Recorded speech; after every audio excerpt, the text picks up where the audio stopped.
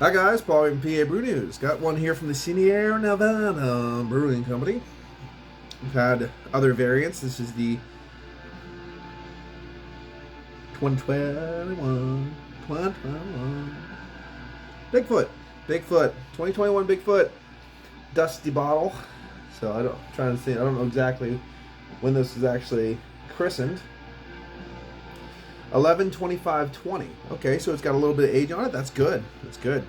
Take some of the maybe a little of the edge off, but it's still fresh. You know, considering a fresh bottle.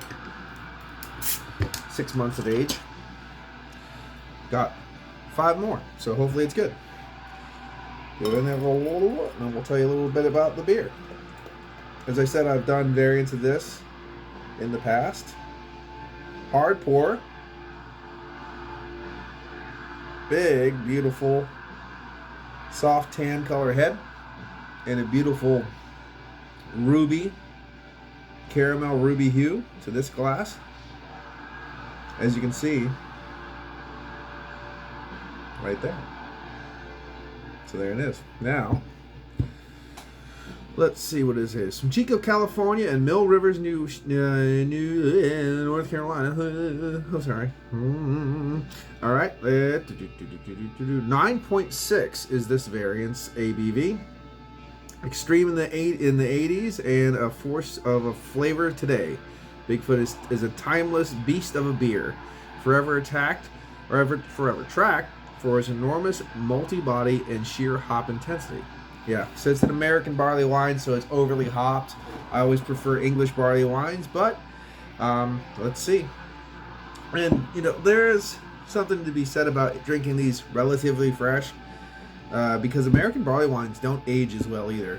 I find them not to age as well, because a lot of the hops that they do put in there, they just seem to, they stick around, but they get kind of like stale and cardboardy and just not so, if you know what I mean, because they're so overly hopped. But the barrel-aged Bigfoot is pretty good too. I've had that as well.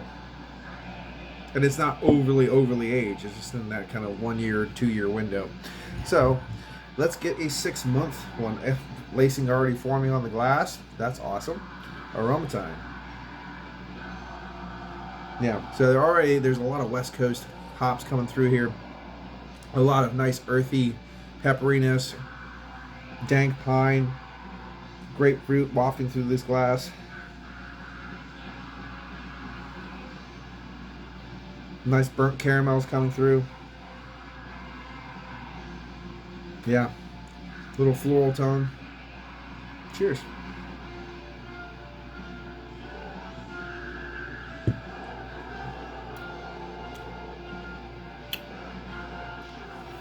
Remarkably light.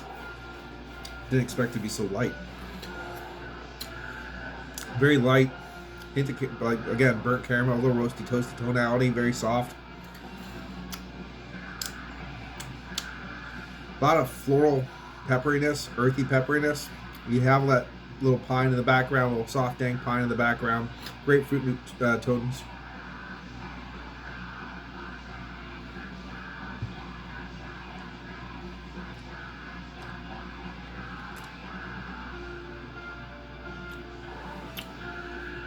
Yeah, little oiliness to the body. Overall, it's the low side of a medium body. It's not really that bombastic. It's not that thick. It's very easy drinking, surprisingly. Now, it is on the hoppier side, of course, so there you have to, you have to deal with that. But other than that, the body, though, for 9.6, the overall malt characteristics and body are very low key. Little soft caramels I talked about, a little bit of a soft roast as well in that. Low key. Oiliness in the background, a little pepperiness, nice spicy earthy pears, a little floral tonality. You have a little bit of grapefruit, but not like zesty grape, just a hint of some grapefruit. You have a lot of pine, earthy pine kind of wafting through the palate, which is nice. It's not overblown though. It's not, it could be more. It could be a little bit of this, a little bit of that, but for what it is, it's a nice little malty beer. It's a nice little malt forward, but yet at the same time, it's a malt depth. It has a little bit of malt depth character in there with that caramel, those tonalities, but it's still got a little bit of brightness from that kind of earthy, peppery hop. earthy, peppery, a little bit of dank pine wafting through there, hint of grapefruit as well. Very old school.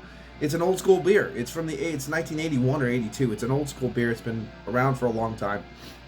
A lot of people, if you like, I personally don't like Sierra Nevada's Pale Ale. I hate it. But, obviously this is going to be a big step up for that, but it's in the same wheelhouse, if you know what I mean, with that nice caramel big base is pretty nice. It's not blowing me away. It's definitely not blowing me away.